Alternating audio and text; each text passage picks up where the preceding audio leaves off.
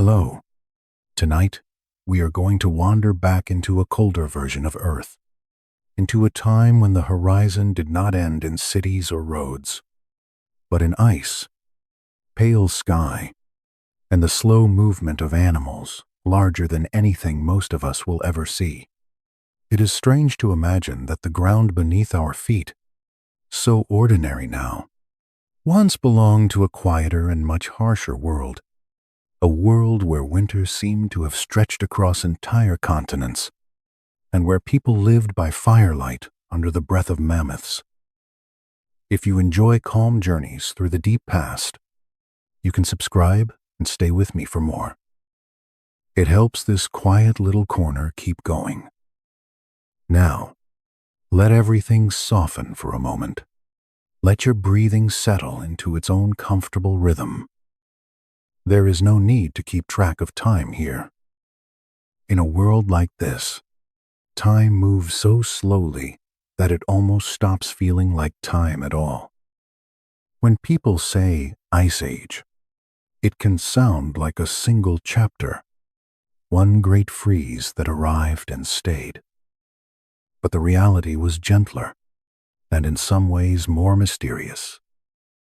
The Ice Age was not one long winter that held the world in place. It was a vast age of shifting cold, a rhythm of colder spans and milder ones, of glaciers slowly advancing and then drawing back again, like a tide too large for any one lifetime to truly notice. If you had lived then, you would not have said, "Ah yes, this is the Ice Age." You would simply have called it home. The cold would have been the air you woke in, the ground you walked on, the shape of the seasons, the edge of the world you knew. That is one of the most remarkable things about the deep past. The people and animals living inside it could not see the whole pattern.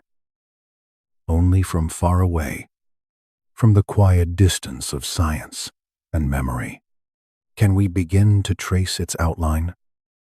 So picture it slowly. You are standing somewhere that will one day be Northern Europe, or Canada, or Siberia. The air is dry and sharp enough to wake every part of you.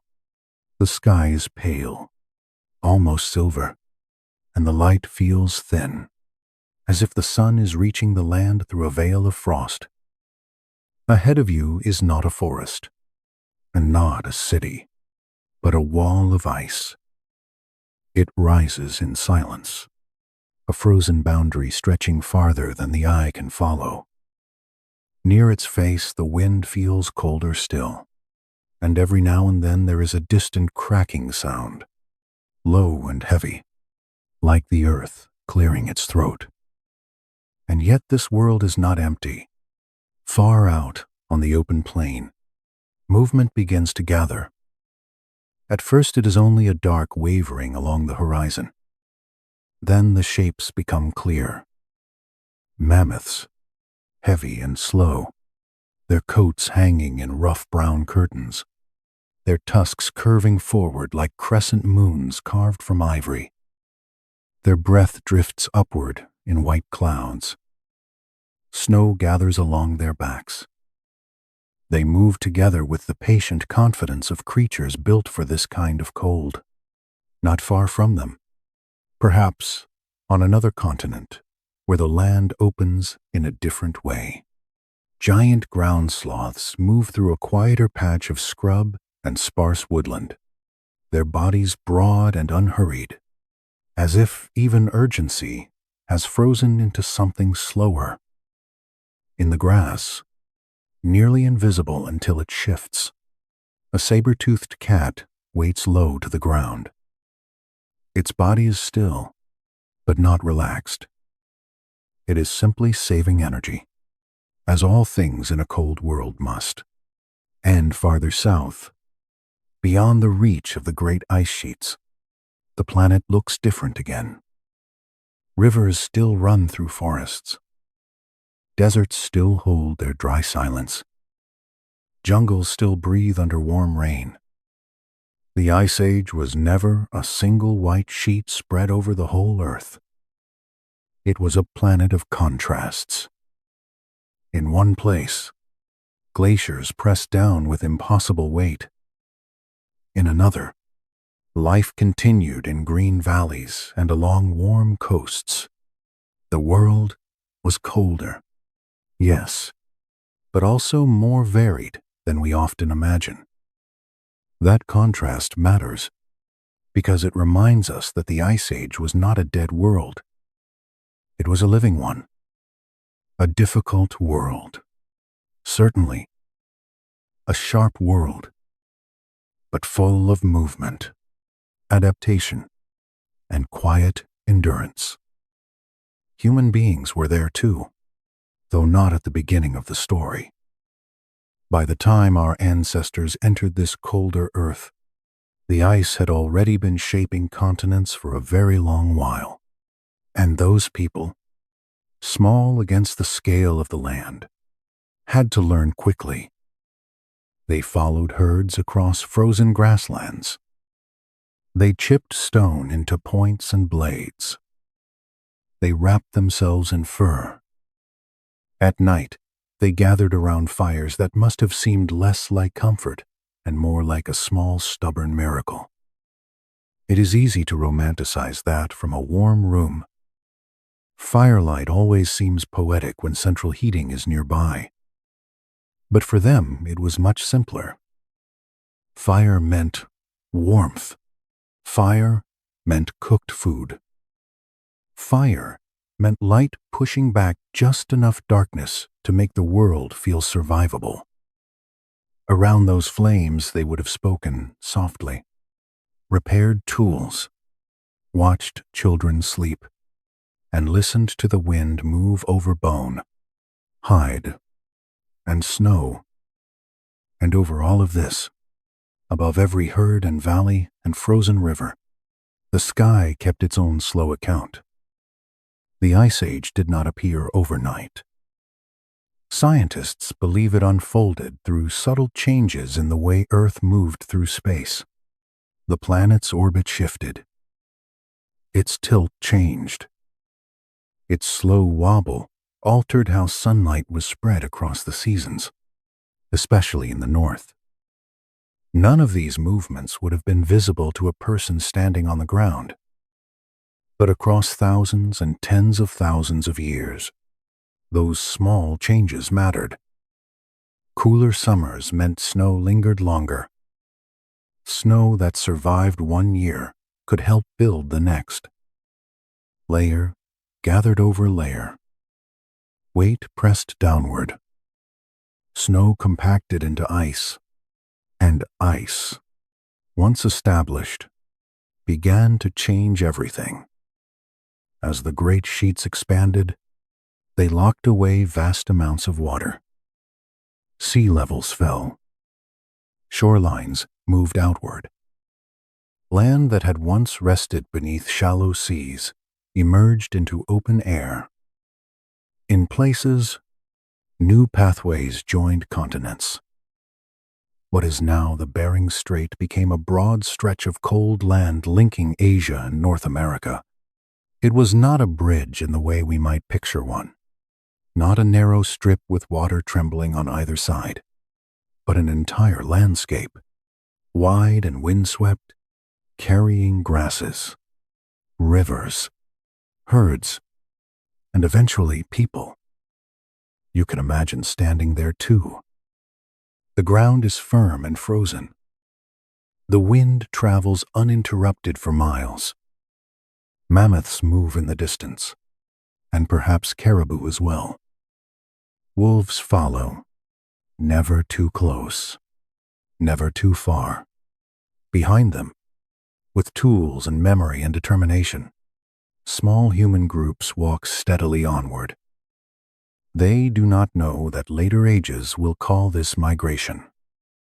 They only know the land is open, and life continues over the next rise. The earth itself changed shape under the weight of the cold. Glaciers carved valleys into broad U-shaped troughs. They scraped rock down to powder. They pushed boulders across astonishing distances and left them behind when the ice withdrew. Today, if you walk through parts of Scandinavia, Canada, or the northern United States, you can still see those marks. Lakes fill hollows gouged by moving ice. Erratic stones sit far from the mountains where they were born. Entire landscapes bear the memory of pressure. But back then, these changes were not history. They were the everyday architecture of the world. To a mammoth, the ice was not a chapter in geology. It was a horizon. To an early hunter, a glacial valley was not an example of erosion. It was a route, a shelter from wind, a place where animals might pass. Deep time only becomes abstract later. While it is happening, it feels like weather, terrain, hunger, and home. There was also a certain silence to this age that is hard to capture. Not because it was without sound, but because so much of its sound was spacious. Wind moving over open ground, the muffled crunch of snow under heavy feet, distant calls of birds crossing cold skies, the low groan of shifting ice, the crackle of fire in a shelter made from hide and bone. Everything separated by distance. Everything held inside a landscape so broad that noise itself seemed to slow down. And that slowness is important. The Ice Age was one of the clearest reminders that the planet does not always move at a pace that suits human attention. We notice storms, eruptions, sudden floods. We are less comfortable with change that takes 10,000 years. Yet some of the greatest transformations in Earth's story happened exactly that way. Quietly, incrementally. Snow that did not melt. Ice that inched forward. Coastlines moving so slowly that one generation might not notice what the next would take for granted. Whole ecosystems appeared and vanished in that rhythm. Forests withdrew. Grasslands spread. Deserts expanded in some regions because so much water was trapped in ice. Tropical forests shrank. Dust rose into the air from dry, exposed ground. Life moved with the climate, adapted to it, or disappeared. There was no still center to it all. Even in the coldest chapters, the planet was in motion. And still, there is something unexpectedly calm about looking back at it. Perhaps because the scale is so large. Perhaps because the changes were so patient. Or perhaps because in that frozen world, life kept going anyway. Mammoths grazed. Foxes darted through drifts. Birds crossed the sky on routes older than memory. Humans stitched clothing by firelight and woke each day to face the same wide land. They did not know what would come after. They did not know that the glaciers would one day retreat, that forests would spread northward, that the land would green and soften, that cities and farms and roads and satellites would arrive. They only knew the wind, the cold, the animals, and one another. And maybe that is why this age still feels so powerful. It strips the world down to a few essential things. Light, ice, hunger, fire, distance, endurance. It shows us a version of Earth that is both harsher and more honest. A place where survival depended not on speed or control, but on fitting yourself into a world already shaped by larger forces. So as we continue, keep that first image in mind. A pale horizon, the quiet bulk of ice, herds moving through frozen grassland, a faint trail of smoke rising into cold air. The Ice Age was not one endless storm. It was a long breathing of the planet, a slow turning between cold and less cold, between advance and retreat, between disappearance and return. And this is only the doorway into that world. Because once we have stood at its edge and felt that first breath of ancient cold, the next question arrives almost on its own. How did Earth drift into such a place? How did a greener northern world become one of snow, ice, dust, and giant wandering herds? The answer begins high above the land, in motions too slow to see, and in summers just cool enough that the snow stopped leaving. At first, the change would have been almost impossible to notice. A winter leaves snow behind. Then spring comes, and most of it melts, or at least that is what should happen. But in the far north, across broad highlands and open plains, some of that snow begins to linger. It survives the warmer months in scattered patches, sheltered in hollows, shaded valleys, and places where summer sunlight no longer feels quite strong enough. 1 year of lingering snow is not a story. 1,000 years of it is. That is how a frozen age can begin. Not with a dramatic curtain rising, but with a small imbalance repeated so many times that the world slowly tilts into another state. Scientists call the main drivers of this rhythm Milankovitch cycles. Earth does not move around the sun in a perfectly fixed way. Its orbit changes shape over immense spans of time. Its axis leans a little more, then a little less. It also wobbles gently, like a spinning top settling into stillness. These shifts are slight, so slight that no person standing beneath the sky could ever feel them directly. And yet they alter how sunlight is distributed across the seasons, especially in the northern half of the planet. When northern summers become a little cooler, snow has a better chance of surviving from 1 year to the next. Once snow lingers, it reflects more sunlight back into space. That means less warmth is absorbed by the ground. And with less warmth, more snow survives.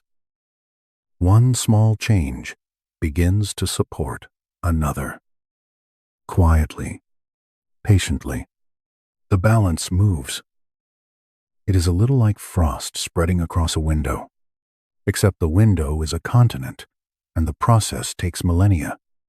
Over time, those surviving layers of snow build upon each other. New snow falls. Old snow is pressed down. Air is squeezed out. The delicate crystals that once drifted softly from the sky are compacted into something denser, harder, lower. Snow becomes fern. Fern becomes glacial ice. What began as a seasonal remnant becomes a body with weight, pressure, and eventually motion. That motion matters. Ice is solid, but at great thickness, it also behaves in a slower, heavier way. It deforms. It flows. It creeps outward under its own enormous mass. So when the first great northern ice sheets begin to form, they do not simply sit on the land like blankets. They push. They spread. They grind forward inch by inch, year after year, century after century. If you stood near one of those early glaciers, You might not see obvious movement. A person could live an entire life beside it and never watch it surge forward in the way a storm front arrives. But that does not mean it is still. Somewhere within the body of the ice, there is constant pressure, a deep, slow shift. The front edge nudges outward. Rock beneath it groans. Fine cracks open and close. Meltwater trickles briefly in warmer seasons, then disappears again into cold shadow. This is deep time in one of its most patient forms. Before that growth, much of the northern world looked very different. Forests spread where later tundra would dominate. Rivers flowed through valleys that had not yet been widened by ice. Plains carried grasses and browsing animals under milder skies. It was not a tropical paradise. Of course, the North has always known cold. But it was a greener and less burdened landscape than the one that would follow. Then the accumulation continued. The Great Laurentide ice sheet spread across North America, eventually covering much of Canada and pressing well into what is now the United States. In northern Europe, the Fennoscandian ice sheet grew over Scandinavia and surrounding regions, reshaping the land beneath it with incredible persistence. In other parts of the world, mountain glaciers deepened, and even in the southern hemisphere, colder conditions spread across high elevations and southern lands. Not every place was swallowed equally, but the planet as a whole shifted into colder balance. And as the ice expanded, the rest of the climate began to answer. The oceans, for one thing, changed their behavior. Earth's climate is never controlled by a single switch. Orbital changes may begin the process, but they are joined by feedbacks that strengthen what has already started. Growing ice reflects more sunlight. Cooling oceans absorb more carbon dioxide from the atmosphere. Lower greenhouse gas levels allow even more cooling. Ocean currents adjust, storing and moving heat in new ways. At times, volcanic eruptions can throw ash and sulfur into the air, shading the planet for years at a stretch and nudging a fragile climate further toward cold. None of this is simple, and none of it is entirely linear. The Earth is less like a machine and more like a conversation among ocean, sky, stone, sunlight, and ice. One part shifts, and the others respond. The response changes the first part again. Over long spans, the whole system settles into a new rhythm. In the Ice Age, that rhythm was never perfectly steady. There were colder intervals and milder ones, glacial advances, and warmer interglacials in between. The world breathed in and out. Glaciers pushed southward, then eased back. Grasslands spread. Then forests returned for a time. Sea levels fell, then rose somewhat, then fell again. If you are looking for one clean line through the story, the Ice Age politely refuses. That might be one reason it feels so real. It behaves less like a diagram and more like weather stretched across geological time. As the ice grew, sea levels dropped by more than 100 meters. The amount is hard to picture, because we are used to coastlines as fixed edges on a map. But maps can be misleadingly confident. During colder phases, the oceans withdrew because so much water was locked up on land in frozen form. Shallow continental shelves emerged into the open air. Coasts broadened. Islands were joined to mainlands.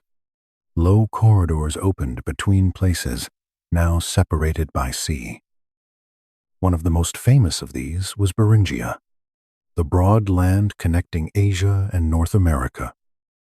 But it was not alone. The North Sea floor lay exposed in what we now call Doggerland, joining Britain to mainland Europe.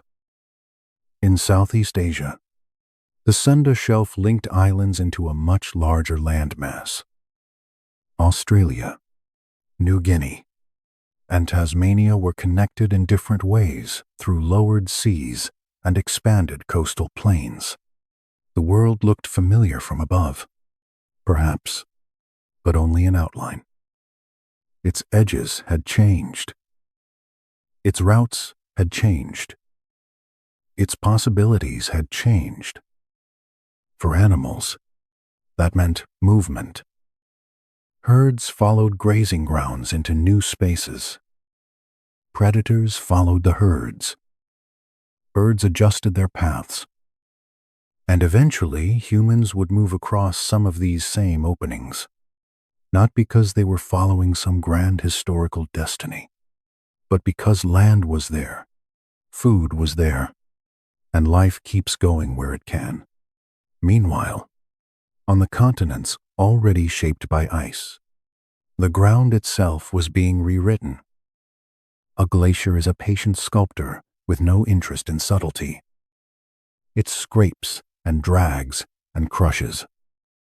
It grinds bedrock into powder, so fine that later winds can lift it into the sky as dust. It plucks huge blocks of stone from mountains and carries them for hundreds of kilometers. It deepens valleys into broad U-shaped troughs with steep sides and flat floors. It leaves behind ridges of rubble, fields of gravel, and basins that will one day fill with water. Some of the most familiar landscapes of the modern North were prepared in that time. The Great Lakes owe much of their form to the work of the Laurentide ice. Countless smaller lakes across Canada, Scandinavia, and the northern United States sit in hollows carved or blocked by glacial action. Rich soils in many regions were shaped by fine sediments left behind after the ice or carried by the winds that swept along its margins. And the land itself bent under the load. The ice sheets were so heavy that they pressed the crust downward. Not by a tiny amount, either, but enough to matter on a continental scale. When the ice later retreated, the land began to rise again. In parts of Canada and Scandinavia, that rebound still continues today, slowly, as if the planet is still taking a breath after carrying an old burden. The atmosphere of this colder Earth had its own character as well. It was often drier, especially near the great ice sheets. That may sound odd at first. A frozen world seems as if it should be full of snow. But extreme cold can mean limited moisture, and some of the iciest regions were more like frozen deserts than endless snowy postcard scenes. Winds crossed exposed plains, lifting dust and carrying it far from its source. The sun in such a sky might appear pale or muted, its light filtered through fine particles, suspended over distances too large to imagine all at once. These dusty deposits, called loess, built up over vast areas. Today they form some of the most fertile soils on Earth. During the Ice Age, they were part of a restless world of wind, exposed ground, and slow accumulation. Life, meanwhile, did what life always does. It adapted. At the edges of glaciers and across open steppe, tough grasses and low shrubs made use of short growing seasons. Insects survived with chemical tricks that kept their bodies from freezing. Rodents tunneled beneath the insulating layer of snow. Reindeer, bison, and musk oxen ranged across cold grasslands. Mammoths and mastodons occupied different ecological spaces, one more tied to open steppe, the other often drawn to woodier habitats. Predators adjusted their strategies to deep snow, dry wind, and prey that moved across immense distances. Even before humans arrived in many of these places, the Ice Age had already produced a world of specialists, creatures shaped by repeated cold into remarkable endurance. And through all of this, the pace remained slow enough to be almost beyond intuition. Imagine a child born near the edge of a glacier. They grow up watching the same white wall from season to season. They become an adult, then an elder, and it seems to stand in the same place. Yet by the time many such lives have passed, the ice has moved miles. Valleys have altered. Rivers have shifted. The coastline far away has changed its shape. Deep time often hides inside what feels like stillness. Scientists have learned to read that stillness through the records it left behind.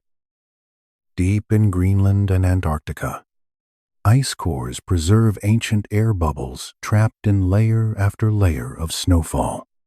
By studying them, researchers can estimate past temperatures, greenhouse gas levels, volcanic events, and the rhythm of climate swings. Pollen reveals what plants once grew in a region. Dust layers speak of wind and dryness. Stone and fossil and ice all keep their own version of memory. So when we picture the beginning of the Ice Age, we are not guessing wildly in the dark. We are listening to traces left in ice, soil, rock, and air, then trying to assemble them into the clearest, truthful picture we can. And the picture they offer is not of a sudden disaster, but of a planet leaning, very gradually, into cold. Summers soften. Snow lingers. Ice grows. Oceans fall. Dust rises. Grasslands widen. Glaciers begin their patient work. The earth becomes sharper, quieter, and more demanding. But it also becomes strangely rich in its own way, because once the ice has taken hold and the great climatic rhythm is underway, a new kind of world spreads across huge portions of the north. Open, dry, wind-swept, and full of life. A place where giant grazing herds can move from horizon to horizon, where predators shadow them in silence, and where eventually human beings will learn to read the land as carefully as any other survivor. That living world beneath the pale sky is where we are going next. The ice shaped the stage, but the creatures walking across it gave the age its movement and character. What the ice created was not an empty white silence, but a living world spread wide beneath a pale and restless sky. Once the cold had settled into its long rhythm, enormous grasslands stretched across much of Europe, Asia, and North America. Scientists sometimes call this the mammoth steppe, and the name fits well enough, though it hardly captures the scale of it. This was not simply a field with a few wandering animals. It was a continent-sized sweep of open country, cold and dry, carrying life in immense moving patterns. If you were standing there, the first thing you might notice would be the horizon. It would feel very far away, almost too far, as if the land had made room for distance itself. There would be no thick forest closing in around you, no dense canopy softening the sky. Instead, there would be a broad plain under a bright but gentle light, the ground covered with hardy grasses, herbs, and low-growing plants that stayed close to the earth where the wind could not tear too much warmth away. And the wind would be there, of course. It seems to belong in almost every image of the Ice Age.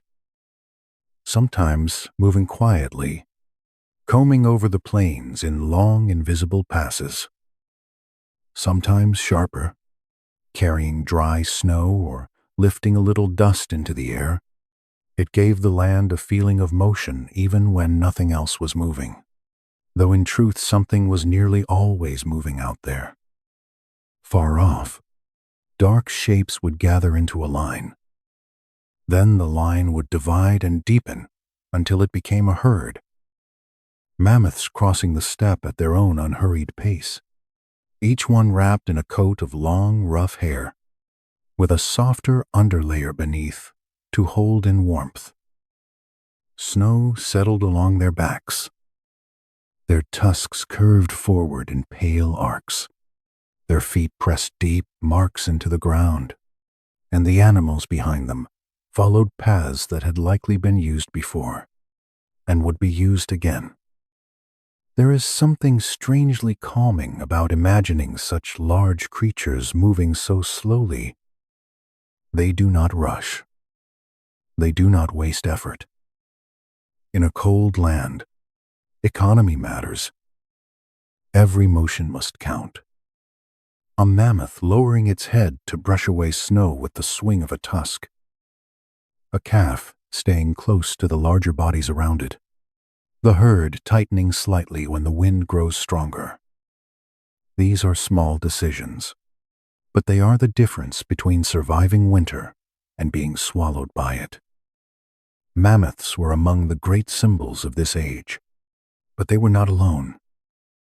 Along parts of the same broad grassland moved steppe bison, their shoulders high and heavy, their thick coats turning them into moving masses of dark fur and frost. Wild horses traveled in alert, close-knit groups, smaller and sturdier than many horses of later times, built more for endurance than elegance. Woolly rhinoceroses crossed the open land too, massive and broad, their horns suited not only for defense, but for pushing through snow to find what food lay hidden beneath. Reindeer moved in great seasonal lines, their migrations old even then, tracing routes through the cold that had been shaped by weather, memory, and survival. Musk oxen gathered into circles when danger approached, their bodies turned outward, horns facing the threat, calves protected at the center. Everywhere on the steppe there was a quiet mathematics of survival, and each animal knew its place within it. Seen from above, the land might have looked almost sparse.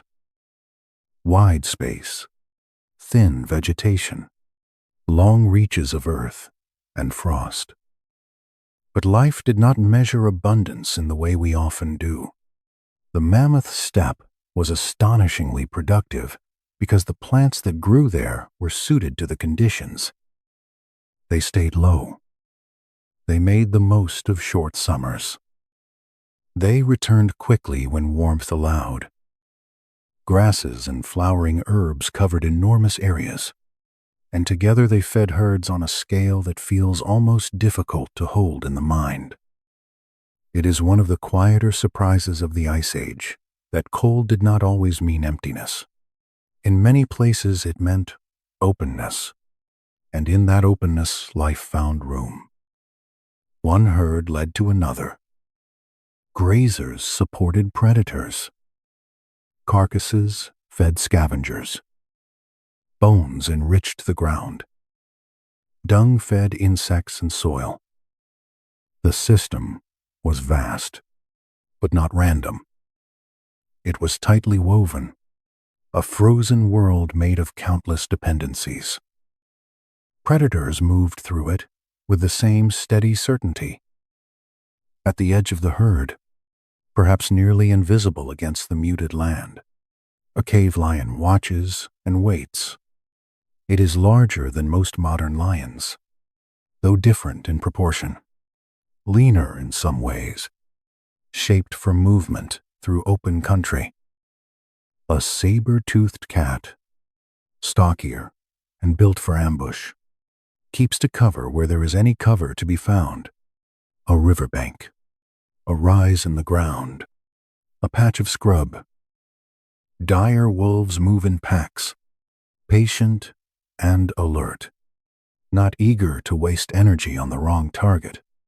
They follow, test, circle, and wait for weakness, for snow too deep under one set of legs, for a calf to stray, for a sick animal to fall behind. But danger is not constant noise in this world. It is often quiet. That is part of what makes it feel so vast. A predator may spend hours barely moving at all. The herd may graze with only a slight tension running through it, a tension that never fully leaves, yet never rises into panic unless something forces it. The Ice Age steppe was full of alertness, but not always full of struggle. Most of the time, living things simply carried on. Smaller creatures gave the landscape its hidden life. Beneath the open ground, rodents tunneled through the soil and snow, creating networks out of sight. Lemmings and voles formed the base of food chains that reached upward into the sky. Arctic foxes moved lightly over the surface, ears tuned to faint sounds below. Birds crossed between seasons, and some remained all year, enduring what the cold demanded. Ravens watched from above. Owls drifted over the plains in nearly silent flight. Nothing in this world was isolated. Even the smallest movement could belong to something larger. In places where the steppe met woodlands or broken terrain, other animals appeared. Mastodons, cousins of the mammoths, but different in habit and build, browsed in more wooded areas, stripping bark and feeding among patches of trees that clung to the margins of colder open country. In the Americas, giant ground sloths moved through landscapes that were not fully glaciated, but were still part of the wider Ice Age world, carrying a slowness that almost makes them seem unreal now. Short-faced bears ranged through North America too, astonishing in size, their long legs giving them a silhouette that must have seemed deeply unsettling to anything watching them approach across open ground. The Ice Age was not a single scene repeated everywhere. It was a patchwork shaped by latitude, altitude, dryness, and the reach of the ice. The north held vast, open, cold lands. Farther south, forests and river valleys persisted. In some regions, dry grasslands expanded. In others, wetter refuges remained. The result was not monotony, but contrast. That contrast is part of what gave the age its richness. Still, the mammoth steppe feels like the heart of it, the place where so many of the era's most iconic animals could exist together. It was a world built not only by cold, but by dryness, by wind, by exposed land, by repeated climatic swings that held back forests and favored grasses. For thousands of years, it remained one of the most extensive ecosystems on Earth, a broad belt of open life under a hard, bright sky. And then, somewhere within that world, human beings entered. At first, they would have seemed small against it all. One more species on a large and demanding stage. They followed the animals because the animals knew where food, water, and passage could be found. They learned the land through footsteps and seasons. They knew where rivers opened, where hills broke the wind, where herds tended to cross, and where danger usually gathered after dusk. To survive in the mammoth steppe meant noticing everything without wasting thought on what did not matter. Imagine a small band of people moving across the open plain in winter light. Their clothing is layered fur, sewn carefully to hold in warmth. Their boots are thick and practical, maybe lined with grass or softer hide. Their tools are carried close. They are not striding dramatically into history. They are simply going where they need to go, head slightly lowered against the wind, eyes on the land ahead. A trail of animals has already marked part of the route. The sky is wide above them, pale enough to make the world seem almost hushed. They come to a rise and stop. Below, mammoths are grazing through the snow. The people watch for a long time. Not every sighting means a hunt. Sometimes it is enough to know where the herd is moving, to understand its direction, to remember the path. In a place this large, knowledge is a form of warmth. It does not stop the wind, but it keeps you alive in spite of it. The mammoth itself was more than an animal to these communities. It was food, yes, but also clothing, bone, shelter, veal, and material for tools and art. When one was successfully hunted, or when the remains of one were found and used, nearly every part could matter. Tusks might become carvings or structural supports. Bones could form the frame of shelters. Hides could keep out the cold. Fat could burn and feed. In a difficult environment, usefulness carried a kind of quiet beauty. At night, after long movement across open ground, the steppe changed character. The horizon darkened into a softer band. Stars emerged with startling clarity in the dry air. The cold deepened. Firelight became the center of human space. Around a fire, even a small one, people would have felt the scale of the outer world more clearly than ever. Beyond the ring of light was distance, wind, and the possibility of watching eyes. Within the ring was warmth, food, tools, conversation, memory.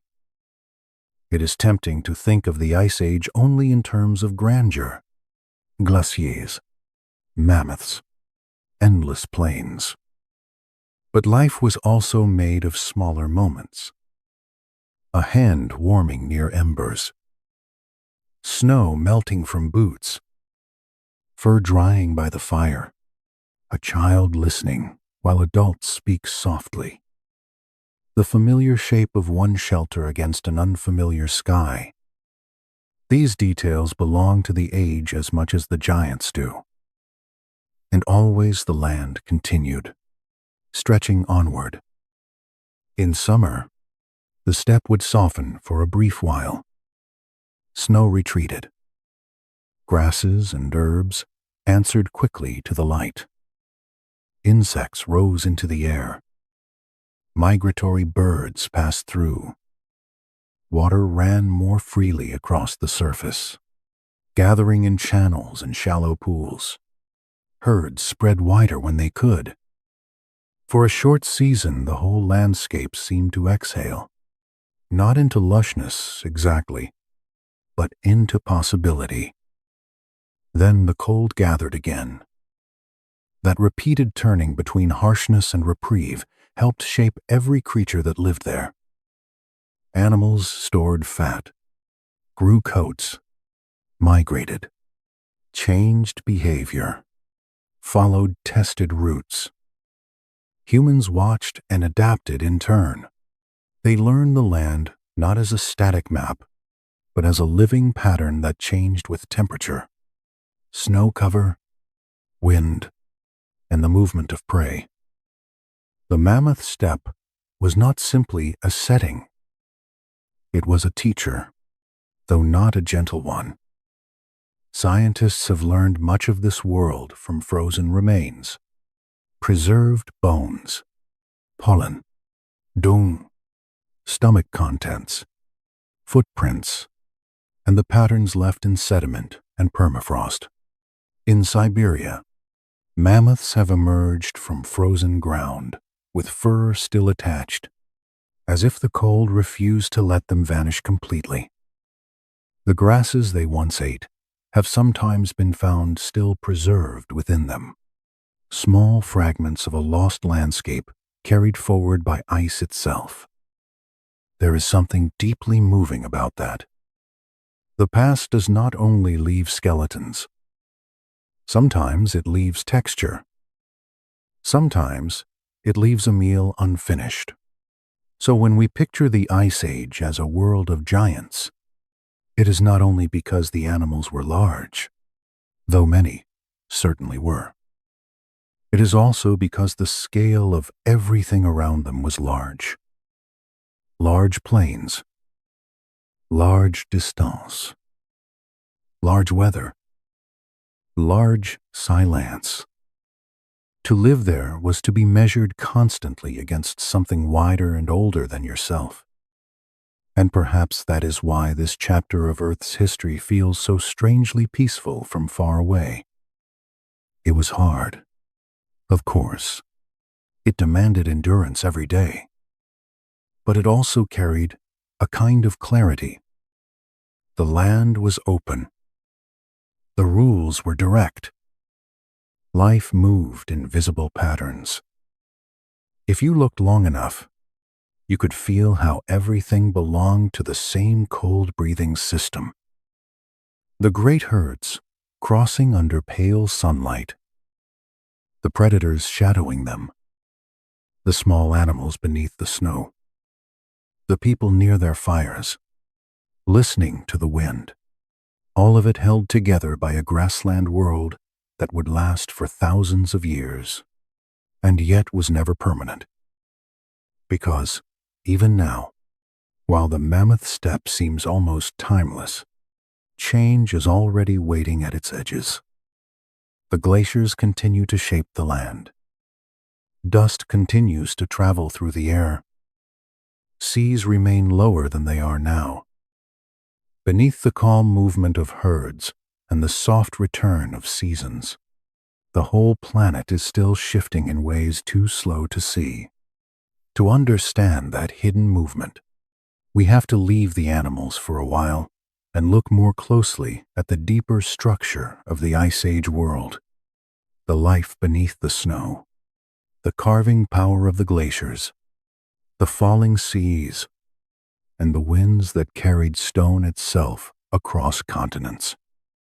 Beneath the broad animal trails and the visible sweep of the steppe, there was another world, quieter and easier to miss. It lay under the snow, in the frozen skin of the ground, at the edge of the glaciers, in the fine dust carried by the wind, and in the newly exposed lands where the sea had pulled back. The Ice Age did not shape only the large creatures that walked across its plains. It shaped every layer of the environment, from the smallest tunnel beneath the snow to the very outline of continents. If you kneel down in imagination and look closer, the ground is not empty at all. Beneath winter snow, there are spaces where life keeps going in miniature. Rodents move through soft, hidden corridors, shielded from the harshest wind by the snowpack above. Voles and lemmings feed, burrow, and raise young in conditions that seem, from the surface, nearly impossible. The snow acts as insulation. It traps a little warmth from the earth below. It softens the extremes, turning the underside of winter into a strange, low-roofed shelter. Above them, Foxes listen. An owl passes soundlessly overhead. A stoat slips across the surface and disappears. The chain of life continues even where the land appears blank. It is often the smallest creatures that reveal the true intelligence of an ecosystem. They do not survive the cold by resisting it in some heroic way. They survive by finding its seams, its softer places, its brief allowances. Plants did the same. The vegetation of the Ice Age was not lush in the ordinary sense, but it was highly skilled. Grasses spread low and dense over the plains, their growth timed to brief favorable seasons. Tough, flowering herbs used every available moment of warmth. Dwarf shrubs hugged the ground where the wind was less punishing. Mosses and lichens took hold on newly exposed surfaces, patient pioneers in places where the soil was thin and the light came cold. These plants were not reaching upward in a race toward height. They were keeping close, conserving energy, enduring long darkness, and responding quickly when summer returned. And summer, though short, did return. It is easy to imagine the Ice Age as a permanent winter.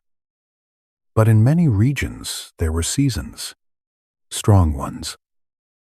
Summers could be bright, even pleasantly warm in some open areas, though never long enough to fully erase the larger cold structure of the planet. Snow withdrew from the plains. Surface water spread in channels and pools. Insects emerged in sudden abundance. Birds arrived to feed and nest. The land briefly loosened, and life moved into that loosened space with quiet urgency. Then once again the cold gathered itself, and what had been fluid hardened back toward stillness.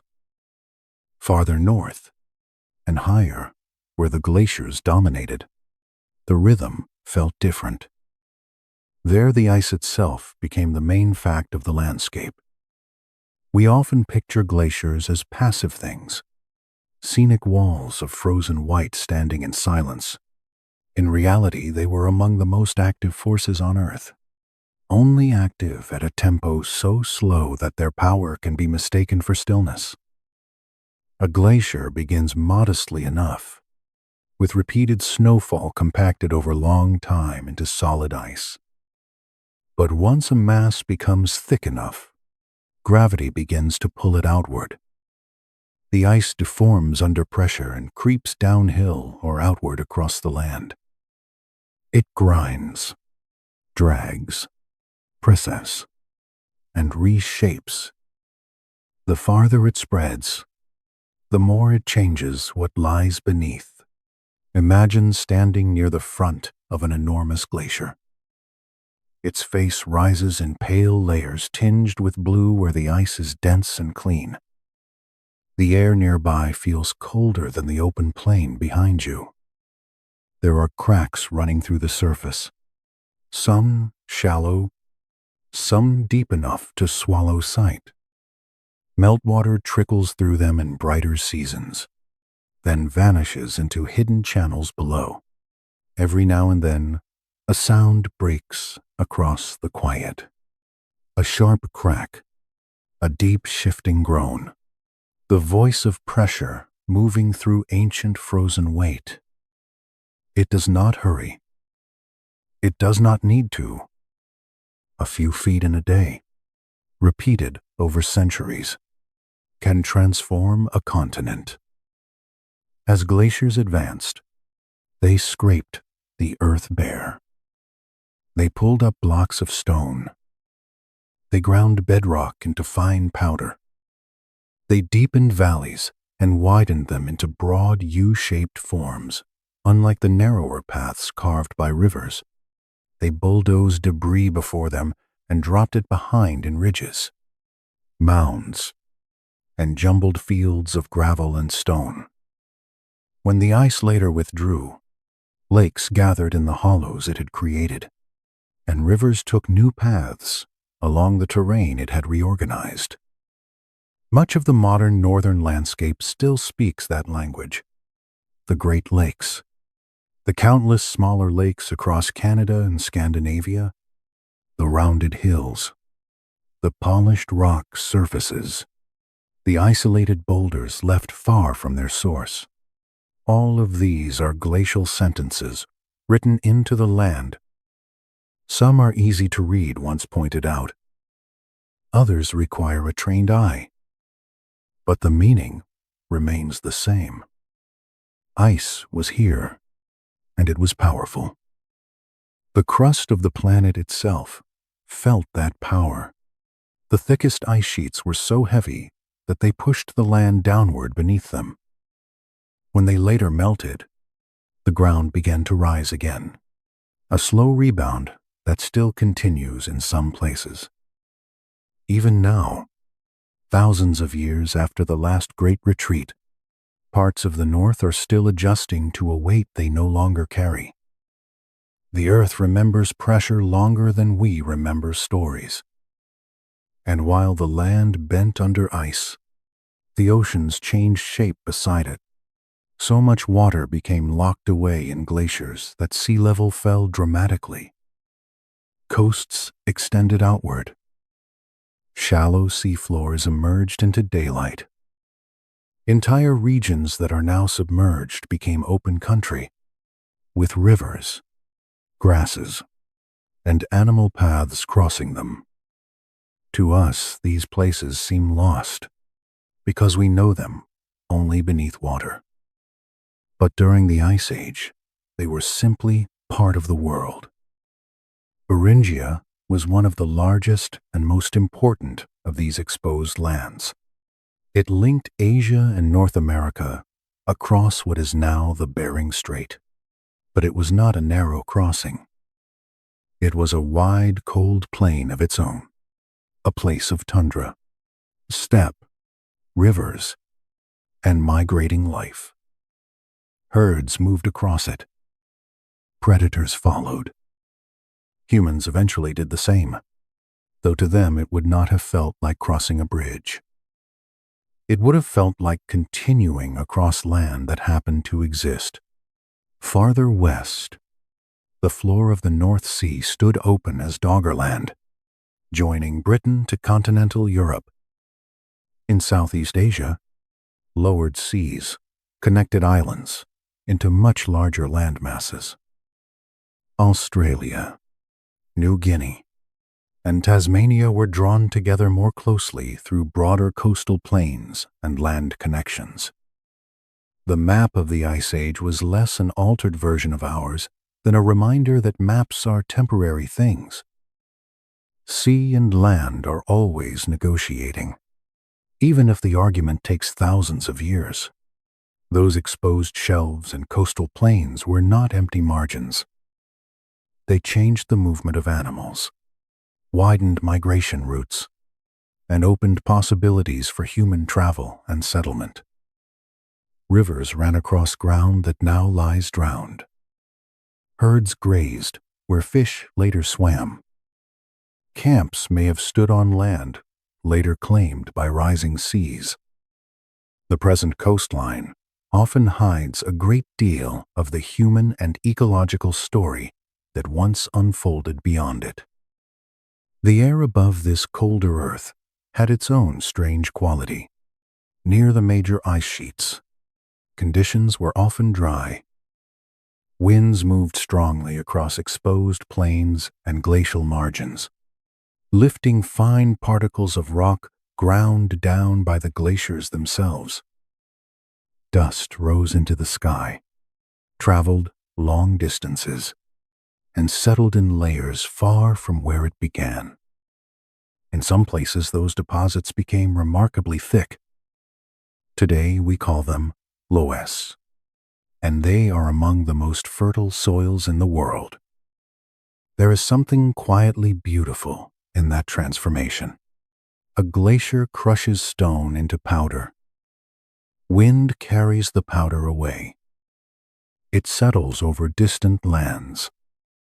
thousands of years later, crops grow in it. A field of grain under summer light may owe part of its existence to a frozen storm of dust from the deep past. During the Ice Age, though, that dust was not yet future farmland. It was part of the atmosphere itself. The sky in some regions may have appeared hazy, its light softened by fine suspended particles. Strong temperature contrasts between the frozen north and somewhat warmer regions to the south drove powerful winds. Snow was swept into drifts. Bare ground was exposed in one place and buried in another. Animals learned where the wind cleared feeding areas. Humans likely learned the same, because in a world like this, wind was not just weather. It was a guide. Volcanoes added their own brief signatures to the atmosphere. At times, major eruptions sent ash and gases high into the sky, dimming sunlight and nudging temperatures downward. Ice cores preserve traces of these events in thin, dark layers. They are like quiet interruptions in a long conversation, reminders that the Ice Age climate was shaped by many voices, not only by orbit and ice.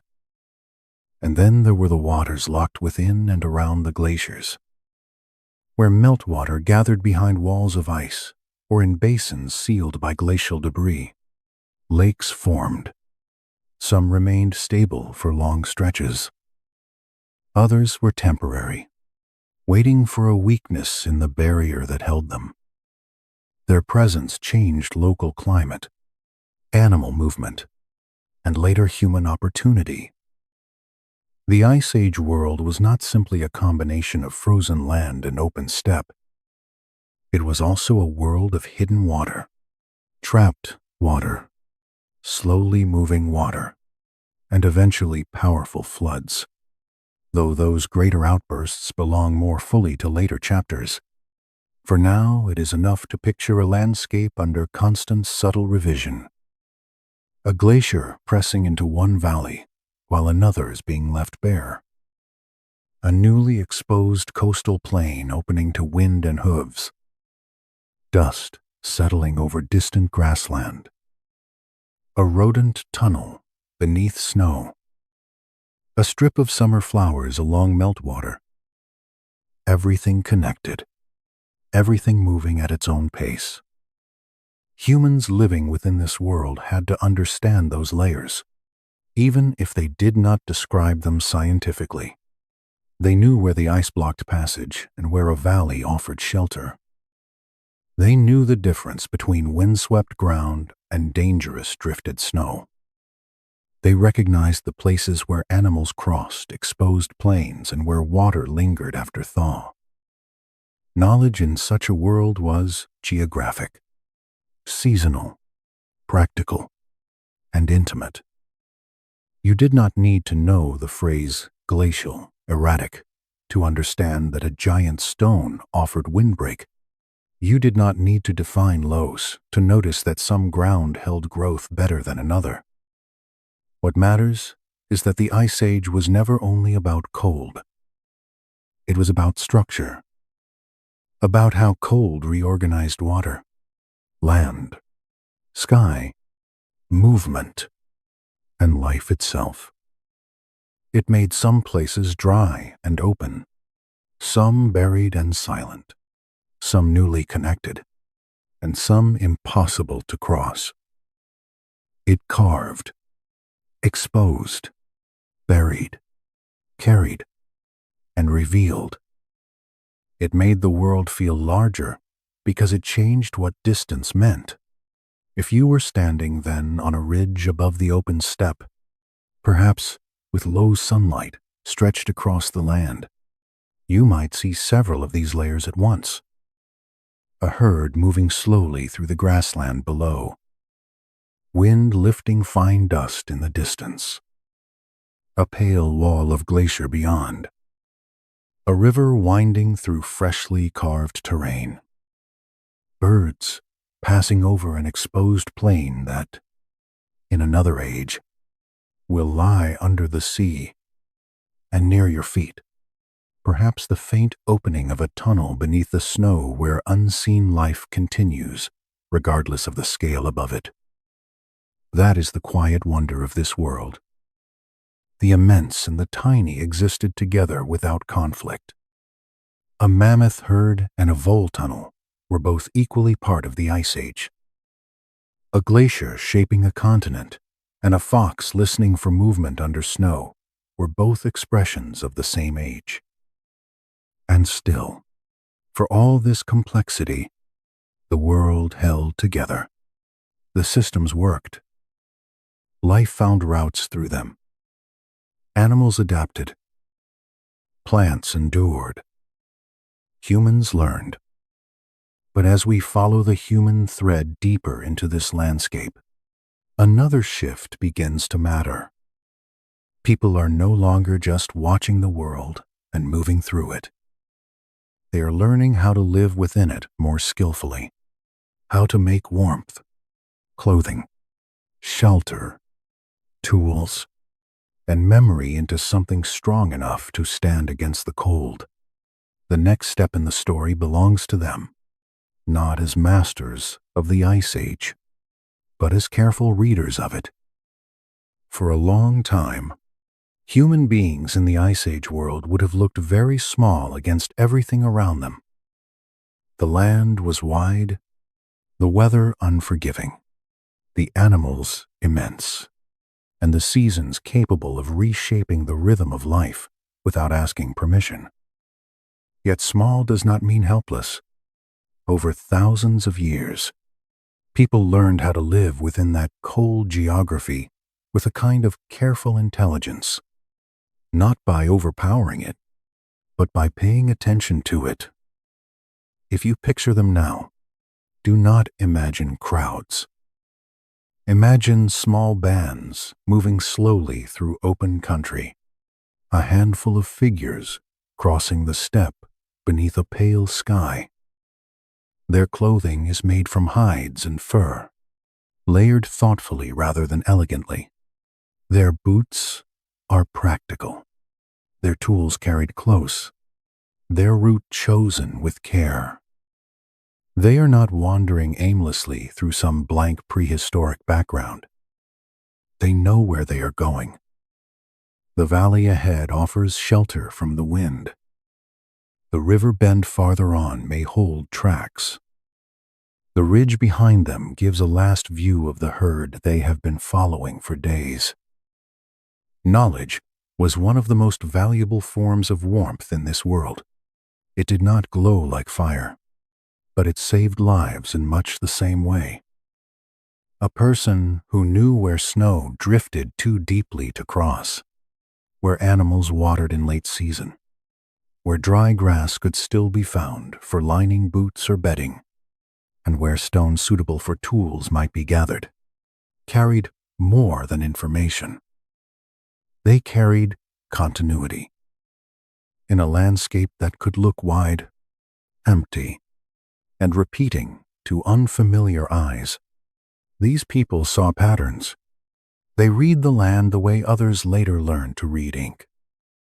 Shelter was one of the first great answers to the cold. In regions where trees were scarce or entirely absent, people built with what the land offered. Mammoth bones, large and durable, could form the frame of a dwelling. Tusks might arch as supports. Hides stretched over the structure could keep out wind and trap warmth inside. Seen from a distance, such a shelter would sit low against the ground, shaped more by necessity than style. But there is something deeply human in that choice. When the world gives you bone and cold and open sky, and you answer by making a home. Inside, the space would be small, but it would feel even smaller once filled with life.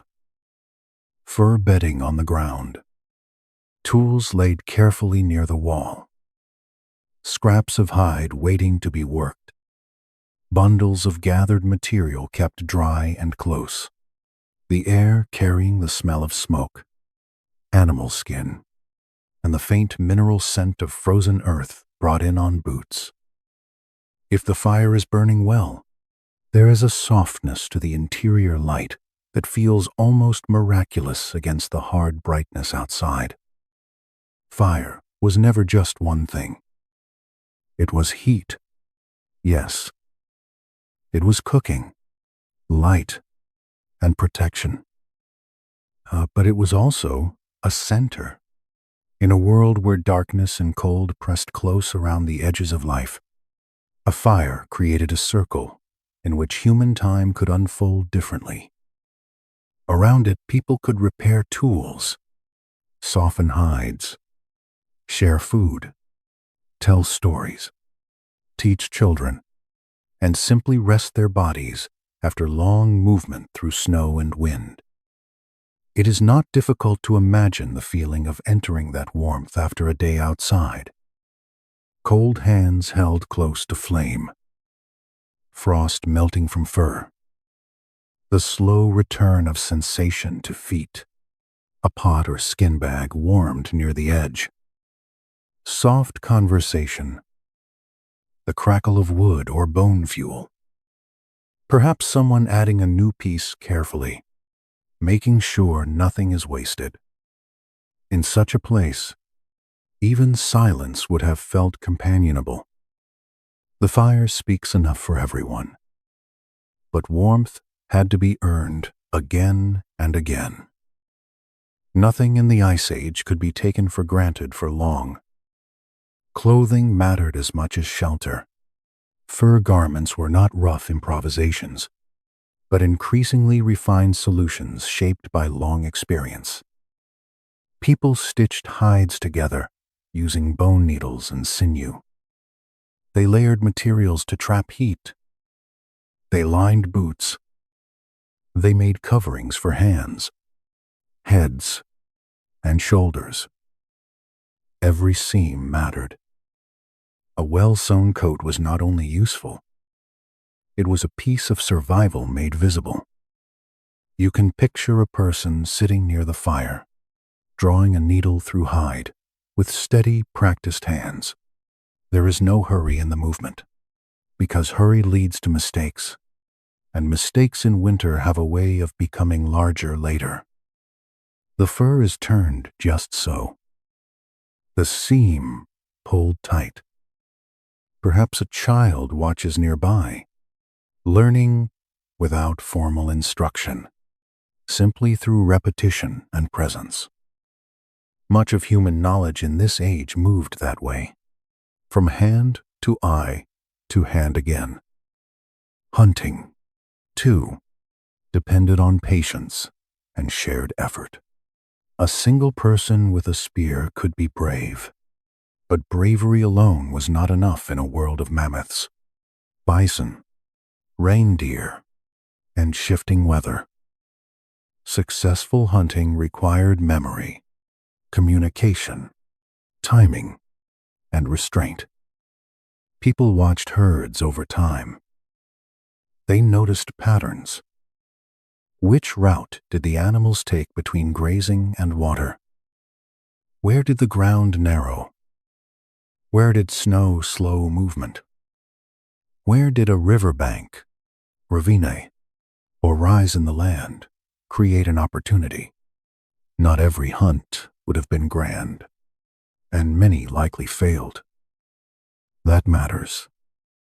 Prehistory can seem too neat when we only tell the successful version. In reality, there would have been long hours of walking, waiting, and returning with little. There would have been false signs, weather changes, tracks lost in drifted snow, and moments when the wiser choice was to turn back and conserve energy. Knowing when not to hunt may have mattered almost as much as knowing how. But when a hunt did succeed, the effect could ripple through an entire group. Meat for food, fat for fuel and calories, hide for clothing and shelter, bone and antler for tools, tendons for binding. Nothing useful would be ignored. In a cold landscape, abundance often arrived in concentrated moments and had to be used well. Skill was not only in taking life, but in transforming what was taken into many forms of continued living. Humans also learned the routes of the seasons. They followed the movement of animals, but they also moved according to snow, thaw, water, and wind. A camp that worked in late summer might be a dangerous place in deep winter. A river crossing easy in one season might become impossible in another. Memory had to include not just place, but timing. The land itself changed character month by month, and people adapted by treating it as something alive rather than fixed. There were likely moments of beauty, too, though not beauty in the modern leisurely sense. Beauty mixed with necessity. A still dawn over the steppe after a clear night. Tracks preserved neatly in fresh snow. The first return of birds over thawing water. A line of reindeer moving against soft evening light. The glow of embers in a shelter while the wind moves outside. These things would not have stopped the hard facts of life, but they may have rested in the mind all the same. Other human groups shared parts of this cold world. Neanderthals lived across large stretches of Eurasia for long periods, deeply adapted to harsh conditions. They hunted, made tools, used fire, and left behind traces of practical intelligence and social life that continue to be studied carefully. For a time, the world of the Ice Age was home to more than one kind of human. The boundaries between these populations were not always absolute. Scientists have found evidence in our DNA that some of these groups met, mixed, and shared more than space. Deep time is rarely simple, and humanity was already more interconnected than older stories once assumed.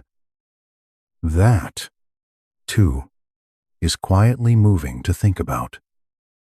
Somewhere under an Ice Age sky, in a world of snow, bone, and firelight, different kinds of humans may have seen one another across a valley or shared a landscape in wary proximity. Then later, perhaps exchanged more than glances. The past is not only colder than we imagine. It is often more intimate. Children would have grown within this world without knowing any other. They learned cold, not as hardship in the abstract, but as a set of realities to be navigated. Keep close to the fire. Watch where the adults step. Listen for changes in weather. Notice tracks. Remember the shelter shape. Learn which tools are sharp. Learn which stories matter. Childhood in such a place would have contained tenderness, but not much softness in the modern sense. Still, tenderness has always found ways to exist. A child wrapped in fur, asleep near a parent, while the glow of fire moves over the walls. A hand passing food. A quiet voice in the dark. Human warmth has always been more than temperature. At night, outside the shelter, the steppe widened into shadow. Stars might appear with unusual clarity in the dry air. Snow reflected faint light. Far away, there could be the sound of wolves, or perhaps only wind shaping itself around the land in a way that resembles a voice if you are tired enough. Inside, people waited out the dark. They repaired what had worn thin. They sharpened points. They stitched and sorted and remembered. In such hours, Knowledge was not separate from daily life. It was daily life. Perhaps that is one reason the Ice Age matters so much in the long human story. It did not simply test endurance. It refined attention. It rewarded cooperation. It taught planning. It made warmth, shelter, memory, and shared labor central to survival. These are not small things. They are foundations. And yet people were still not separate from the rest of the Ice Age world. They remained one more species among many, living inside a larger network of animals, weather, terrain, and chance. They could make fire, but they could not command the climate. They could build shelter, but they could not stop the wind. They could hunt mammoths, but they still had to move through a world where predators hunted too. That means human life in this age was never only about comfort and adaptation. It was also about vigilance, about reading danger as carefully as opportunity, about understanding that beyond the firelight in the shelter wall there were other eyes in the dark, other hunters moving through the same frozen land. As people grew more capable within this world, they also grew more expressive. Their tools became sharper, their clothing better fitted, their shelters more effective, and their minds increasingly full of remembered forms, animals, pathways, symbols. Survival gave them structure, but within that structure, something else was taking shape. Skill was becoming craft. Memory was becoming culture. Observation was becoming art.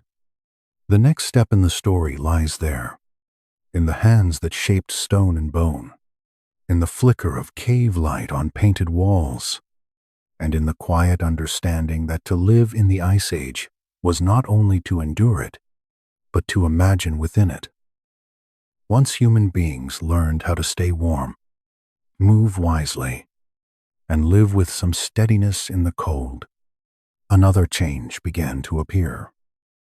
It was not as visible as a shelter or as immediate as a fire, but it may have mattered just as much in the long run. People were not only surviving the Ice Age, they were learning how to shape experience into memory, memory into skill, and skill into things that could outlast the moment. Stone was one of their most faithful materials. It waited in riverbeds, along slopes, and near outcrops, silent until someone recognized its potential. A piece of flint or chert in the right hands could become a cutting edge, a scraper, a blade, or a spear point. But this did not happen by accident. Stone tool-making required understanding. A person had to know which kinds of rock would fracture well, how to strike them at the proper angle, how much force to use, and how to work patiently toward the desired shape without ruining the whole piece. You can imagine the sound of it in a camp, sharp and precise, one controlled tap after another. A flake breaks free, then another. Thin edges appear where there had only been rough stone moments before. The hands doing the work are practiced, but not careless. The toolmaker is thinking ahead, holding in mind the finished form while working through the intermediate steps. That ability, simple as it may look from outside, contains something profound. It means imagining what is not yet present, and then bringing it into being. The earliest tools were often straightforward. Sharp flakes for cutting meat, scrapers for hides, points for hunting. But over time, techniques became more refined. Blades grew longer and more regular. Bone and antler were shaped as carefully as stone. Needles appeared, making fitted clothing possible. Barbed points and specialized implements allowed people to work with more precision. Each new refinement widened the range of what human communities could do and made them more resilient within a difficult environment. Fire, too, changed as knowledge deepened. At first, keeping a flame alive may have mattered most. Preserving embers, guarding coals, moving fire from one place to another. Later, the ability to make fire more reliably became its own form of mastery. Flint struck against pyrite, or another mineral could shower sparks into dry tinder. Breath could coax a faint ember into something stronger. A flame could be born in human hands instead of merely borrowed from lightning or chance. That is an extraordinary threshold when you stop to consider it. Warmth, light, and cooked food becoming not a lucky gift, but a repeatable skill. Near the fire, tools and clothing often met in the same circle of work. A hide scraped clean with a stone blade could be softened, cut, and stitched with a bone needle. A spear shaft could be straightened. A point could be attached, bound tightly with sinew, and checked by hand before a hunt. Bone might be carved into an awl, an ornament, or a hook. In such moments, the camp was more than a resting place. It was a workshop of adaptation, quietly inventive, guided by necessity but not limited to it. Because necessity did not prevent beauty. Deep inside caves, away from the weather and from the ordinary rhythms of camp, human beings left some of the most astonishing traces of Ice Age life. They painted animals on stone walls, mammoths, bison, horses, reindeer, and others, using ochre, charcoal, and mineral pigments. In torchlight, those forms would have seemed to move gently with the uneven surface of the rock. A curve of muscle here, a heavy shoulder there, the line of a back, the tilt of a horn, the sense that the animal is known not only from sight, but from long, close observation. No one can say with complete certainty why these images were made. Scientists believe they may have served many purposes. Some may have been tied to ritual. Some may have been acts of memory, teaching, storytelling, or careful looking. Some evidence suggests they may have held symbolic meanings now lost to us. The truthful answer is that we do not fully know. But uncertainty does not diminish the power of the paintings. In some ways, it deepens it. Across tens of thousands of years, another mind reaches toward us through outline and pigment, saying only this: we saw these beings, and they mattered. Handprints appear too, pressed against stone as if someone paused long enough to leave a direct sign of presence. That simple gesture feels almost intimate. A hand on a wall in torchlight, pigment blown around it, the shape remaining after the person is gone. It is one of the clearest reminders that the people of the Ice Age were not abstract ancestors. They were individuals with bodies, habits, curiosity, and probably moments of satisfaction, boredom, affection, irritation, and wonder, just as human beings have always had. Small carvings from ivory, bone, and stone tell similar stories. Some are animal figures, reduced in scale but rendered with care. Others are human forms, including the famous figurines, often called Venus figures. Their exact meaning remains uncertain. They may have related to fertility, identity, protection, or something else entirely. What matters for the larger story is that they existed. In a world where survival demanded constant effort, people still made objects that carried meaning beyond immediate use. That tells us something essential. Human life in the Ice Age was not only reactive, it was interpretive. People were not simply moving through a cold environment like cautious shadows. They were making sense of it, marking it, representing it, and perhaps speaking to one another through forms that lasted longer than sound. Predators were never far from that reality.